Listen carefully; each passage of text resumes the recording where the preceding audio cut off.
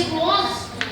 Só sei que o Salmo 119 geralmente, por ser geralmente lembrar para ser o capítulo mais longo da Bíblia, também para referir-se encontra quase que exclusivamente a importância da palavra de Deus para a vida do cristão. Amém? Amém. E vamos ler o Salmo 119, versículo 11. Amém? Amém. Diz assim: guarda a tua palavra para não pecar, guarda a tua palavra no meu coração para não pecar contra ti. Amém? Amém. Isso aqui está dizendo pra gente, porque se você estiver no lugar, você dizer: ninguém tá me vendo, então eu vou fazer o que eu quero, mas Deus já está te vendo, Deus já está te vendo. Ninguém consegue se esconder dele, porque Deus consegue ver tudo. Amém? Amém.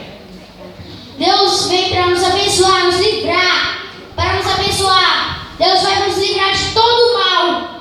E Deus vai nos livrar e nos abençoar. Amém? Amém. Eu creio que essas pessoas de hoje aqui, por isso que as pessoas desses mundos estão desse jeito, por causa que não guardam a palavra no nosso coração, para não pecarmos contra Deus.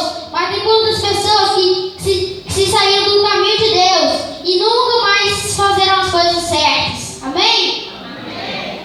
Todo mundo aqui é de Deus, amém? Amém.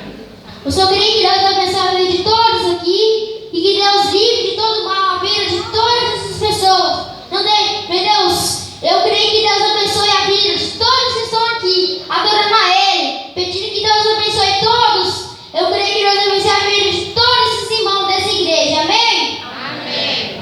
Eu creio que Deus abençoe a vida de todos, que livre de todo mal, amém? Amém. Aqui essa palavra diz que não podemos pecar contra Deus, porque se nós não guardarmos a palavra, nós estamos pecando. Porque se necessitamos guardar a palavra no nosso coração, para não pecarmos contra Deus, amém? Amém. Essa palavra existe para isso, para nós sabermos que Deus é mais poderoso, para nós seguirmos os caminhos certos. Não podemos ir para trás, nós temos que ir para frente, amém? Amém. Eu creio que o Senhor abençoe a vida de todos esses irmãos dessa igreja, que Deus livre de todo mal, que abençoe e elimine essas pessoas que respeitam a tua ordem, meu Senhor. Eu creio